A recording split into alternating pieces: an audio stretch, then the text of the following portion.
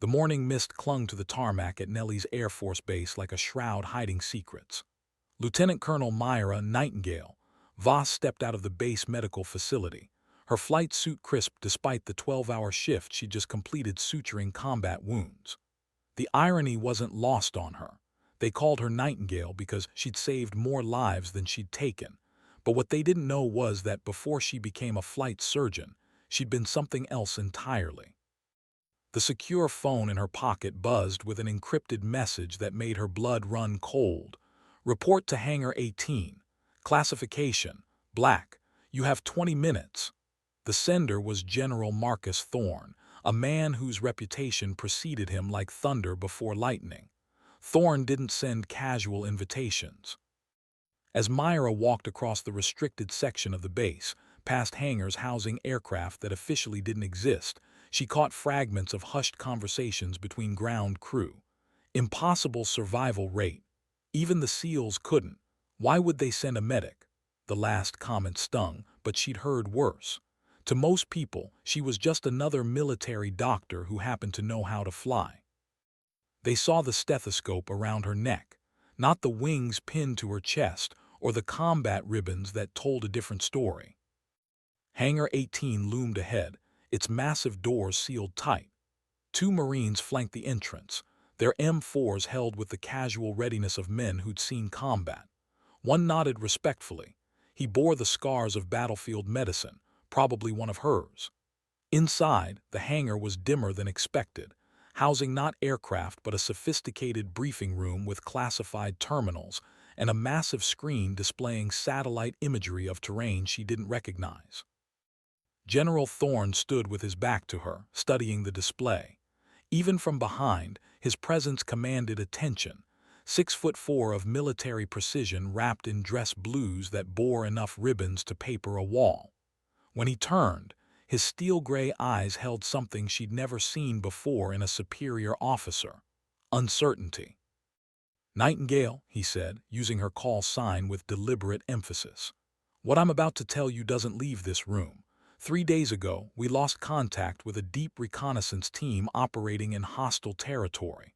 The last transmission indicated they'd located something that could change the balance of power in ways we're not prepared for." He paused, letting the weight of classified implications settle. "Every rescue attempt has failed. Special Forces, Delta, even a SEAL team we're not supposed to have in that region. They're calling it impossible." Myra stood at attention, but her mind was already racing through tactical possibilities, medical contingencies, and the growing certainty that her past was about to collide with her present in ways that would test everything she'd tried to leave behind. The silence stretched like a taut wire, heavy with unspoken history and the kind of desperate hope that only emerged when impossible became the only option left. Whatever was coming next, she knew it would require more than the steady hands of a surgeon or the analytical mind of a flight doctor. It would require the person she used to be, the one whose file was buried so deep that even generals needed special clearance to read it. Outside, the Nevada desert wind howled against the hangar walls, carrying with it the scent of cordite from the bombing ranges and the metallic taste of secrets too dangerous for daylight. In 3 hours, she would understand why they called it the course that only SEALs survive. In 6 hours, she would wish she'd never answered that encrypted message. But right now, standing in the artificial twilight of Hangar 18, all she could do was listen to General Thorne explain why the impossible had suddenly become her responsibility. The briefing began with satellite photographs so classified they didn't officially exist. General Thorne's voice carried the weight of mountains as he outlined the mission parameters, each detail more daunting than the last. The target zone lay deep in the Hindu Kush, a maze of valleys and peaks where empires went to die and legends were born from desperation. The reconnaissance team, call sign Wraith, had been tracking unusual electromagnetic signatures when their communications went dark. "The terrain alone has killed more operators than enemy fire," Thorne continued, his finger tracing mountain ridges on the display. "Altitude changes of 8,000 feet in less than 5 miles, weather patterns that can shift from clear skies to whiteout conditions in minutes, and that's assuming you can even get there. He clicked to the next slide, revealing aircraft scattered across mountainsides like broken toys. 7 attempts, 7 aircraft lost. 2 pilots recovered, both speaking in riddles about the silence that screams. Myra studied the wreckage patterns, her trained eye picking out details others might miss. The aircraft weren't shot down, they'd simply stopped flying as if something had reached up from the mountains and plucked them from the sky. One pilot's final transmission was logged at exactly 13:47 hours. Control, Falcon 2. Something's wrong with the instruments. No, something's wrong with gravity. Requesting immediate static. Nothing more. Why me? She asked, though part of her already knew the answer. Thorne's expression shifted, revealing glimpses of the classified file he'd been reading. Because according to your service record, the real one, not the sanitized version most people see, you've done the impossible before. Afghanistan, 2019. Operation Lazarus. The name hit her like a physical blow. She'd spent 4 years trying to forget Lazarus, burying it beneath medical degrees and humanitarian missions. But some ghosts refuse to stay buried, especially when they're written in classified ink and sealed with the blood of friends who never made it home. That was different, she said quietly. I had a full squadron, support assets, intel that actually meant something. Her voice carried the weight of survival guilt, the burden of being the only pilot to return from a mission that officially never happened. Different, yes. Impossible, also yes. And you brought 13 Marines home when everyone else said the mission was suicide. Thorne leaned forward, his voice dropping to barely above a whisper. The electromagnetic anomalies Wraith was tracking, they matched the signatures from Lazarus. Whatever you encountered over the Kabul Valley is connected to what's happening in those mountains. The room fell silent except for the distant hum of classified computers processing data too sensitive for human comprehension. Myra felt the familiar weight of command decisions settling on her shoulders, the crushing responsibility of other people's lives hanging in the balance. She'd carried that weight before, through valleys where the air itself seemed hostile and friends became statistics in reports no one would ever read. The course, she said finally, understanding beginning to dawn like a cold sunrise. You're not just asking me to fly a rescue mission. You're asking me to prove I can survive the training that's killed every other pilot who attempted it. Thorne nodded grimly. The high-altitude combat survival course. Officially, it doesn't exist. Unofficially, it's where we separate the extraordinary from the merely exceptional. 48 hours in conditions designed to break Navy SEALs. Mountains that have claimed operators whose names are legends in the community. He paused, studying her face for any sign of hesitation. The survival rate is 12%, and that's for volunteers who have trained their entire careers for this moment. Myra looked at the satellite imagery again, noting the terrain features that would challenge even her considerable skills. But it wasn't the mountains that worried her, it was the silence. In her experience, the most dangerous enemies were the ones you couldn't see, couldn't hear, couldn't predict. And something in those peaks was swallowing aircraft whole, leaving behind only questions and the kind of electromagnetic signatures that made classified sensors scream warnings in frequencies only cleared personnel were authorized to hear. The desert wind outside had grown stronger, rattling the hangar doors with increasing urgency, as if nature itself was trying to warn her away from the path she was about to choose. "When do I start?" she asked, though they both knew she'd already made her decision the moment Thorne mentioned Lazarus. Some debts could only be paid in the same currency that created them: blood, courage, and the willingness to fly into the kind of darkness that swallowed entire teams without explanation. The pre-dawn crucible began at 400 hours, when most of the world still believed in the luxury of sleep. Myra stood in the equipment bay of a facility that didn't appear on any official maps, surrounded by gear designed for operations that pushed human endurance beyond theoretical limits. The survival suit felt familiar against her skin, Nomex and Kevlar woven with technology that could mean the difference between life and a classified obituary.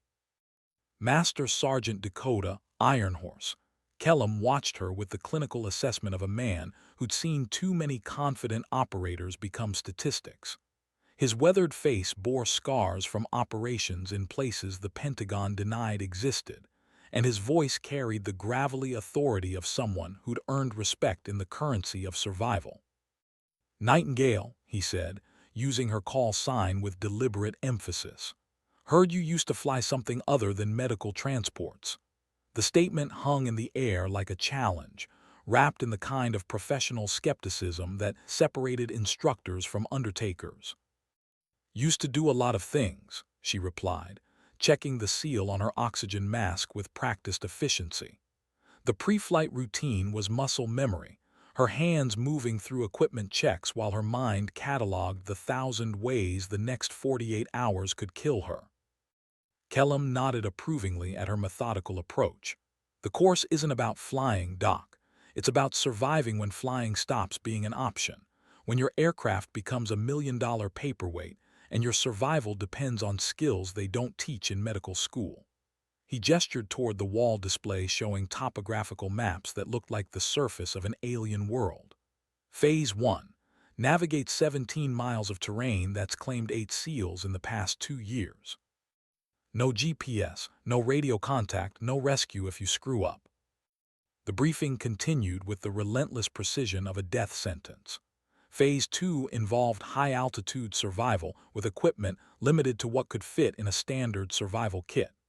Phase 3 tested combat skills under conditions designed to simulate the physiological stress of extended operations behind enemy lines. The final phase remained classified, spoken of only in whispers among instructors who'd seen strong operators break down completely. "Questions?" Kellum asked, though his tone suggested questions were a luxury she couldn't afford. "Just one," Myra said, studying the insertion point on the tactical display. "How many pilots have attempted this course in the past 5 years?" 12. "How many completed it?" Kellum's expression didn't change. "You'll be the first pilot to attempt it. The others were all special operations. Rangers, SEALs, Delta Force. Combat hardened from day one." He paused, letting the implication settle. None of them had medical degrees or call signs that referenced nursing. The subtle mockery was intended to provoke a reaction, to test whether she'd crack under psychological pressure before the physical challenges even began. But Myra had heard worse, from patients who questioned her surgical competence, from fellow officers who saw her medical background as a weakness, from her own doubts during the darkest moments of Lazarus, when keeping Marines alive required skills no medical textbook could teach. "Master Sergeant," she said quietly, her voice carrying undertones of something harder than surgical steel. "Those operators you mentioned, how many of them learned to perform thoracic surgery while taking enemy fire? How many kept someone alive with a sucking chest wound during a 14-hour firefight in temperatures that froze blood in the IV lines?" Kellum's assessment shifted slightly, professional interest replacing casual dismissal. "Point taken, Nightingale. But surgery won't help you when you're hanging from a cliff face with failing equipment and hypothermia setting in." She nodded, accepting the reality of what lay ahead. "Then I guess we'll find out what else I learned in places that don't officially exist." The insertion helicopter, a specially modified Black Hawk, whose serial numbers had been filed away by people with security clearances above God, lifted off as the first hints of dawn painted the eastern mountains in shades of blood and warning.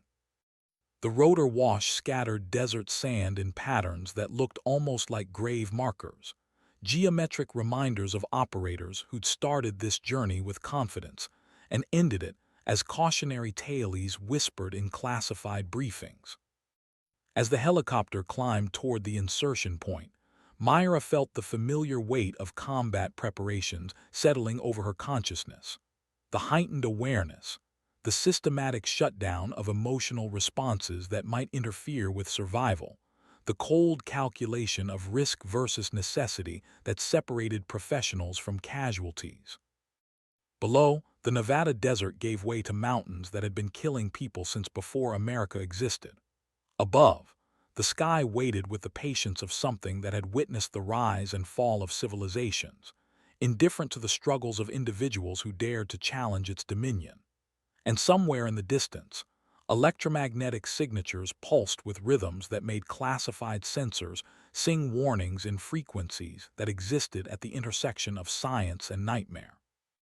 The insertion zone materialized below like a geographical afterthought, a narrow ridge barely wide enough for the helicopter's landing skids, surrounded by terrain that fell away into chasms deep enough to swallow aircraft whole. The pilot, his face hidden behind night vision equipment that cost more than most people's homes, spoke through the intercom with the calm professionalism of someone accustomed to delivering human cargo to places where maps ended and legends began. Nightingale, 2 minutes to insertion. Wind speed variable, gusting to 40 knots. Visibility decreasing due to weather front moving in from the northwest. His voice carried the subtle tension of a man who'd rather be anywhere else, flying anyone else, to any destination that appeared on official flight plans. Myra checked her equipment one final time. Survival pack containing enough supplies for 72 hours. Emergency beacon that would only activate in life-threatening situations, and navigation tools that would have been cutting-edge during the Cold War. The deliberately obsolete equipment was part of the test, forcing candidates to rely on skills rather than technology. 30 seconds, the pilot announced, and Myra felt the familiar pre-combat calm settling over her like armor made of focused attention. Time slowed, sounds became sharper, and every detail of her surroundings etched itself into memory with the clarity of someone who might need to recall each element perfectly under life-threatening conditions. The helicopter touched down with barely a whisper, its specialized rotors designed for operations where stealth mattered more than comfort. Myra stepped onto the rocky outcrop, her boots finding purchase on stone worn smooth by wind and weather. The aircraft lifted away immediately, its sound fading until only the mountain silence remained, a silence so complete it felt like a physical presence, pressing against her eardrums with the weight of geological time. The first phase briefing had been deceptively simple. Navigate 17 miles of unmarked terrain to reach Checkpoint Alpha. No time limit, but weather conditions would deteriorate rapidly, and the route included obstacles that had claimed lives despite the best survival training in the world. The terrain itself was the enemy.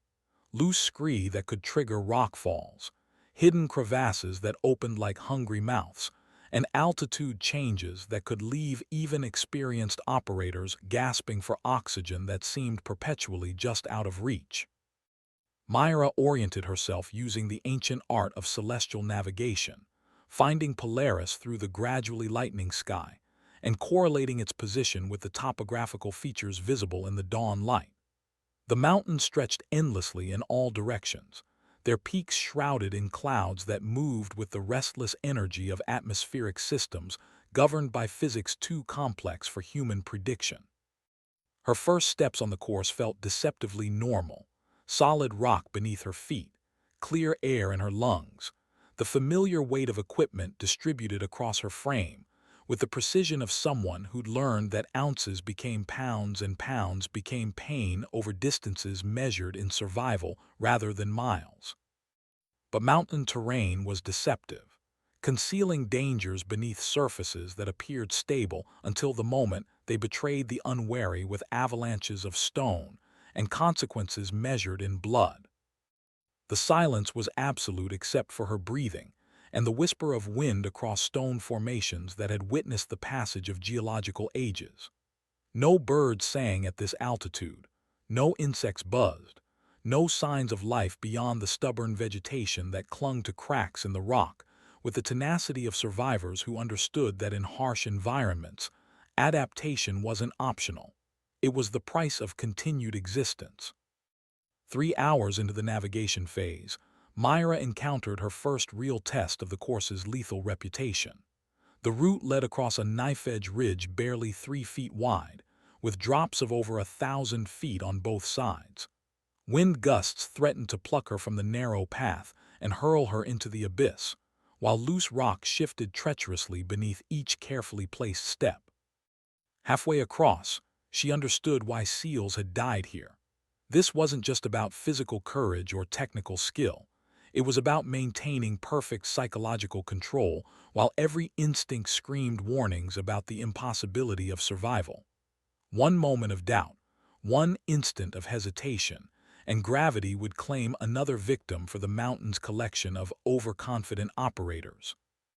The wind picked up, carrying with it the scent of snow and the metallic taste of approaching weather systems that could turn challenging terrain into an absolute death sentence. According to her calculations, she was making good time despite the obstacles, but mountains had their own schedule, and weather fronts didn't consult human timetables before deciding to transform navigable terrain into frozen graveyards. As she reached the far side of the ridge, Myra allowed herself a moment to appreciate the view. Endless peaks stretching to the horizon like frozen waves, valleys so deep they disappeared into shadows that seemed to absorb light itself, and overhead a sky that shifted from blue to gray with the ominous promise of conditions that would test every survival skill she'd ever learned. Somewhere in this wilderness, aircraft had fallen silent and operators had vanished, leaving behind only electromagnetic signatures and the kind of mysteries that generated classified reports filed in vaults beneath mountains. She checked her compass bearing, adjusted her pack, and continued toward Checkpoint Alpha, each step carrying her deeper into terrain that had already proven its willingness to kill anyone who underestimated the price of passage through its domain. By noon, the weather had shifted from merely challenging to potentially lethal. Snow began falling in thick flakes that reduced visibility to less than 50 meters, transforming the landscape into a monochrome maze where familiar landmarks disappeared behind curtains of white. The temperature dropped 20 degrees in 30 minutes, and the wind carried an edge that cut through her survival suit like surgical steel through tissue. Myra had encountered whiteout conditions before, during operations where mission success depended on continuing forward despite, whether that grounded commercial aviation and sent civilian populations into emergency shelters. But this was different. The snow fell with an intensity that seemed almost deliberate, as if the mountain itself was testing her resolve through atmospheric warfare designed to break human navigation systems and leave operators wandering in circles until hypothermia claimed them. Her breath formed crystals in the air as she paused to recalibrate her position using the compass and altimeter. The electronic devices in her pack had been purposely limited to basic models, forcing candidates to rely on fundamental navigation skills rather than GPS systems that could fail when most needed. She triangulated her position using the few terrain features still visible through the storm, confirming that she remained on course despite the mountain's attempts to disorient her. The path ahead descended into a valley that appeared deceptively sheltered, its walls offering protection from the wind, but also creating a natural funnel that could trap unwary travelers in conditions that deteriorated faster than human reaction times could compensate. According to the briefing materials, this valley had claimed 3 operators in the past 18 months, all experienced mountaineers who'd underestimated the speed with which mountain weather could transform moderate challenges into absolute emergencies. As she descended, the silence deepened beyond mere absence of sound into something that felt almost hostile. Her footsteps echoed strangely against the valley walls, creating patterns of reflection that seemed to come from directions that defied acoustic logic. The snow continued falling, accumulating on surfaces that should have been too steep to hold it, building into formations that looked almost organic in their complexity. Halfway through the valley, Myra encountered the first signs of previous attempts, equipment fragments scattered across the terrain like technological archaeology. A torn piece of survival suit fabric, bleached by weather and UV exposure. The twisted remains of a climbing anchor, its metal deformed by forces that shouldn't have existed at this altitude. Most disturbing was a helmet fragment bearing scorch marks that suggested exposure to temperatures high enough to melt composite materials designed to withstand aircraft fires. She documented the locations mentally while continuing forward, but the debris raised questions that her training couldn't answer. What kind of conditions could generate heat sufficient to damage equipment rated for extreme environments? Why were the fragments distributed in patterns that suggested explosive decompression rather than simple equipment failure? The storm intensified as she approached the valley's far end, where the terrain rose sharply toward the next ridge line. The ascent would require technical climbing skills in conditions that challenged even her considerable experience with hostile environments. She secured her equipment and began the climb, using techniques learned during operations where failure meant not just mission compromise, but the kind of death that generated classified casualty reports, filed in archives that few people had clearance to access. Rock faces that should have provided solid handholds crumbled unexpectedly, forcing her to adapt her climbing route continuously. The stone itself seemed wrong somehow, harder than the geological surveys indicated, but also more brittle, as if something had altered its fundamental structure at the molecular level. Each handhold had to be tested carefully, and several promising routes had to be abandoned when the rock failed to support her weight despite appearing structurally sound. The electromagnetic readings that had drawn the Wraith team to these mountains were becoming more noticeable as she climbed higher. Her compass needle wavered erratically, pointing toward magnetic north, with the indecision of an instrument trying to process multiple contradictory signals. The metallic taste in the air grew stronger, accompanied by a pressure sensation similar to what she'd experienced during high-altitude flights, but wrong somehow, as if the atmosphere itself was being compressed by forces that operated outside normal meteorological patterns. As she crested the ridge and caught sight of Checkpoint Alpha in the distance, Myra realized that the first phase of the course had been merely an introduction. The real test lay ahead, in terrain that looked increasingly unlike anything that should exist on Earth, under electromagnetic conditions that made her survival equipment behave in ways that defied both training and physics. The checkpoint marker stood like a metallic gravestone against the darkening sky, its surface reflecting the storm light with an intensity that seemed almost luminous. And beyond it, the mountains stretched endlessly into distances where weather patterns followed rules that hadn't been written in any meteorological textbook she'd ever studied. Checkpoint Alpha materialized through the storm like a mirage made of brushed steel and determination. The marker stood 8 feet tall, its surface engraved with coordinates that would have been meaningless to anyone without the proper security clearance. More importantly, it represented survival, the first proof that the course hadn't claimed another victim, at least not yet. Myra approached the checkpoint with the caution of someone who'd learned that in classified operations, even success could be a trap designed to test reactions under false security. The marker's base contained a weatherproof compartment holding her next set of instructions, sealed with locks that required biometric confirmation to open. Her frozen fingers struggled with the scanner, but eventually the mechanism accepted her identity and released the contents with a soft electronic chime that seemed obscenely cheerful in the hostile environment. Phase 2 briefing was printed on paper that felt wrong to the touch, too smooth, too resistant to moisture, with text that remained perfectly legible despite exposure to conditions that should have destroyed conventional documents.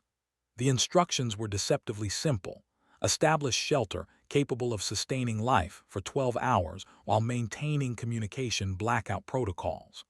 No rescue would be attempted regardless of circumstances. Equipment failures were considered part of the test parameters. The designated shelter area lay another 2 miles ahead, in a depression between peaks that offered minimal protection from weather but maximum exposure to whatever electromagnetic phenomena had been affecting her instruments. According to the briefing, previous candidates had reported anomalous sensory experiences at this location, though the nature of these experiences remained classified above her current access level. As she approached the shelter zone, the storm's intensity seemed to increase with geometric progression rather than natural weather patterns. Snow fell horizontally, driven by winds that shifted direction every few minutes, as if atmospheric systems were being manipulated by forces that operated outside normal meteorological constraints. The electromagnetic interference grew stronger, causing her compass to spin freely and generating static in her earpiece, despite the communication blackout requirements. The shelter had to be constructed using materials from the environment and basic tools from her survival kit. The designated area offered little in the way of natural protection, just broken rock and stunted vegetation that seemed to have adapted to conditions far harsher than anything found at normal high altitudes. She began work on a Linta design that would provide wind protection while remaining camouflaged from aerial observation, though she doubted any aircraft could operate in the current conditions. As darkness fell, the electromagnetic phenomena became visible as well as measurable. Aurora-like lights danced across the sky in patterns that violated everything she knew about atmospheric physics. The colors were wrong, too intense, too focused, pulsing with rhythms that seemed almost organic. Her survival training had covered many environmental hazards, but nothing had prepared her for the psychological impact of watching the sky behave in ways that suggested the fundamental laws of nature might be negotiable in this location. The shelter construction took 3 hours, complicated by wind gusts that repeatedly destroyed her work and by rock that seemed to shift position when she wasn't looking directly at it. By the time she'd achieved a structure capable of sustaining life, her hands were numb despite insulated gloves, and her core temperature had dropped to levels that would have triggered medical intervention in controlled environments. Inside the shelter, she activated a chemical heating unit designed for Arctic operations and settled in for what the briefing euphemistically called environmental acclimatization. The heating unit provided barely enough warmth to prevent hypothermia, but its dim light revealed details about her shelter that daylight had hidden. The rock walls showed tool marks that couldn't have been made by natural erosion, and several surfaces displayed symbols that looked almost like writing, though in no alphabet she recognized. The electromagnetic phenomena continued throughout the night, creating sound patterns that bypassed her conscious hearing and seemed to resonate directly in her bones. Sleep became impossible as the aurora lights outside grew more intense, casting shadows that moved independently of their apparent sources. At 300 hours, she recorded in her log that the phenomena had progressed beyond unusual into territory that challenged her fundamental understanding of what was possible at normal Earth altitudes. By dawn, she understood why operators trained for the most extreme environments had broken under the psychological pressure of the course. This wasn't just about surviving hostile weather or challenging terrain. It was about maintaining sanity while experiencing conditions that seemed designed to prove that reality itself might be more flexible than human consciousness could comfortably accept. The Phase 2 completion signal came through her emergency beacon exactly 12 hours after shelter establishment, its electronic tone cutting through electromagnetic interference that should have made communication impossible. As she dismantled her shelter and prepared for Phase 3, Myra realized that everything she'd experienced so far had been preparation for challenges that even classified briefings couldn't adequately describe. The electromagnetic signatures were growing stronger, and somewhere in the distance, she could hear sounds that might have been aircraft engines, though no conventional aircraft should have been able to operate under current atmospheric conditions. The mountain silence was being broken by something that didn't belong in any operational manual she'd ever read, and her compass was pointing toward magnetic readings that suggested the fundamental nature of this terrain operated according to rules that hadn't been included in her survival training. Phase 3 began with an instruction set that made the previous challenges seem like routine training exercises. The briefing, transmitted directly to her secure communicator despite the electromagnetic interference, outlined combat scenarios designed to simulate operations under conditions that pushed human performance beyond documented limits. But reading between the lines of classified language, she understood that this wasn't simulation. This was preparation for encounters with phenomena that had already proven lethal to some of the military's most capable operators. The combat phase testing area lay 5 miles deeper into the mountain complex, accessed through a canyon system that aerial reconnaissance had never successfully mapped. Satellite imagery showed the area as a blank space, not due to classification restrictions, but because of electronic interference that prevented coherent data collection. Ground-penetrating radar produced readings that suggested geographical features that couldn't exist according to established physics, and electromagnetic monitoring detected signals that originated from sources located impossibly deep within the mountain structure. As she entered the canyon, Myra's instruments began behaving erratically. Her altimeter readings fluctuated wildly, indicating altitude changes of thousands of feet despite walking on level ground. The air pressure gauge showed readings consistent with high-altitude flight, though she was walking through a valley that should have been near sea level equivalent.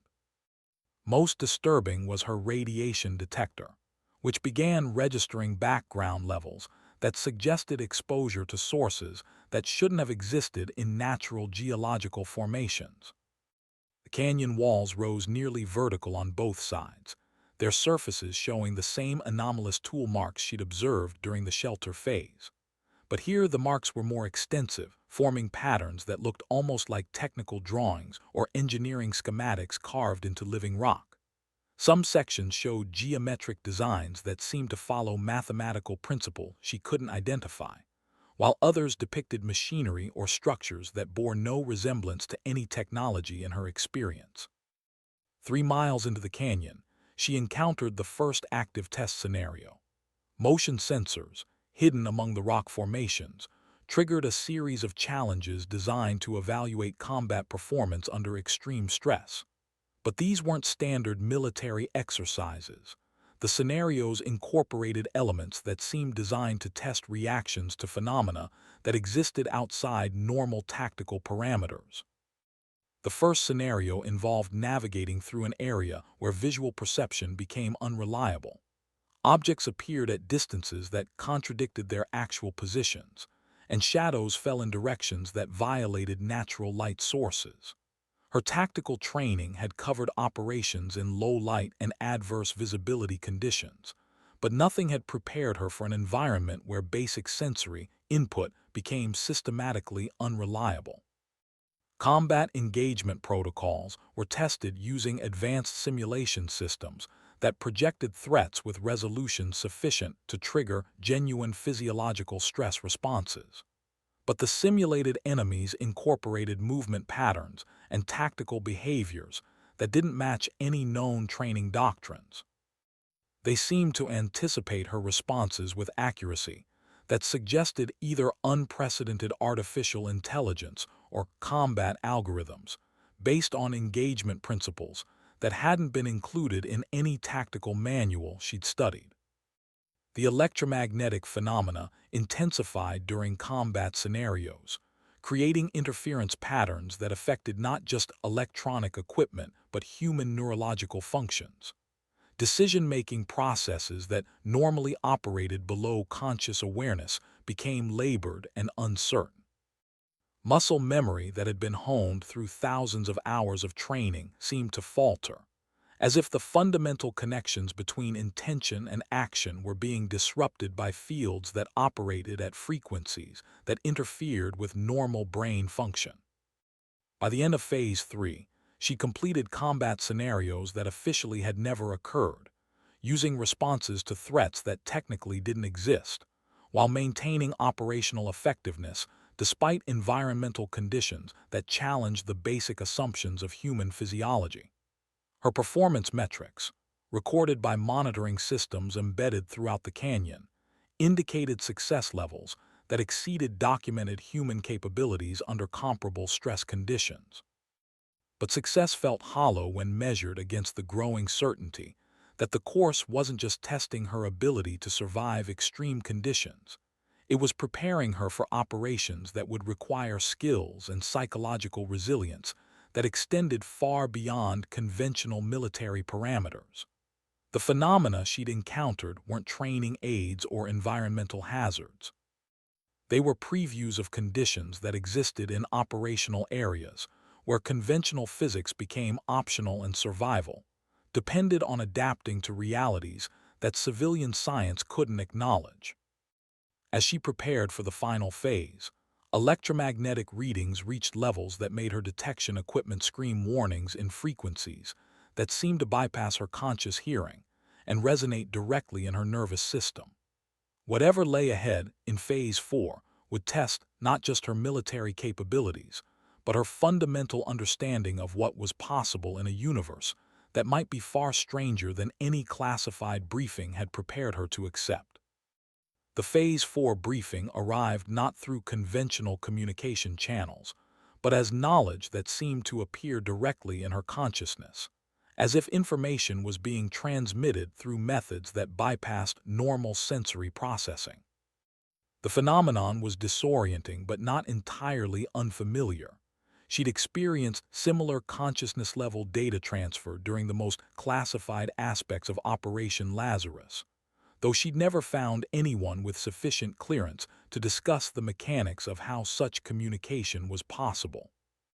The final phase location lay deeper in the mountain complex, accessible only through passages that required technical climbing skills combined with psychological resilience that few operators possessed. The briefing indicated that Phase 4 would test adaptive response to non-standard operational parameters. Language, so carefully sanitized that it revealed nothing while implying everything. But the subtext was clear. She was about to encounter conditions that existed beyond the boundaries of conventional military science. The passage into the final testing area descended through rock formations that showed clear evidence of artificial modification. Tool marks were more extensive here, and the geometric patterns carved into the walls displayed mathematical relationships that suggested engineering principles operating at scales that dwarfed human construction projects. Some sections showed what appeared to be technical specifications for machinery that incorporated design elements beyond current technological capabilities. As she descended, the electromagnetic phenomena shifted from interference to something approaching communication. Patterns in the field fluctuations seemed almost linguistic, as if information was being encoded in frequencies that required specific neurological configurations to decode. Her medical training helped her recognize that the sensations weren't hallucinations, but genuine neurological responses to electromagnetic stimulation, operating at parameters that affected brain function in ways that hadn't been documented in unclassified research. The final testing chamber was vast beyond what the mountain's external dimensions could contain. The space extended in directions that challenged spatial reasoning, with architectural features that seemed to follow geometric principles that incorporated dimensions beyond the standard three. Lighting came from sources that weren't visible but cast shadows that revealed details about the chamber's construction that normal illumination couldn't provide. At the chamber's center stood equipment that defied easy categorization. The machinery incorporated design elements that seemed familiar, but arranged in configurations that suggested purposes beyond anything in her technical experience. Some components appeared to be communication devices operating at frequencies that affected human consciousness directly, while others seemed designed for spatial manipulation, using principles that challenged fundamental assumptions about the nature of reality. The Phase 4 test protocol was simple in description, but complex in implication. Establish successful communication with the system, and demonstrate operational capability under the resulting conditions. But successful communication in this context meant adapting human consciousness to interface with technology that operated according to principles that existed outside normal technological parameters. The initial contact felt like learning to use senses that had never existed before. Information flowed in patterns that bypassed normal cognitive processing, creating understanding that couldn't be reduced to conventional language. She found herself comprehending operational procedures for equipment that utilized physical principles she couldn't name, while simultaneously developing tactical awareness of environmental conditions that existed in dimensions her training hadn't acknowledged. The system responded to her contact attempt by projecting scenarios that weren't simulations, but direct experiential data from actual operations. She found herself experiencing missions that had occurred in locations where geography operated according to rules that incorporated temporal as well as spatial variables. Combat situations involved entities that didn't match any threat assessment parameters in her database, using tactics that suggested intelligence operating on scales that dwarfed human strategic thinking. Through the interface, she understood why conventional operators had failed to complete the course. The final phase wasn't testing military capabilities, but rather the capacity to function effectively while maintaining human consciousness in environments where the basic assumptions of reality became negotiable. Success required not just courage and skill, but the psychological flexibility to accept that the universe might be far more complex than any briefing could adequately describe. As the test progressed, she realized that the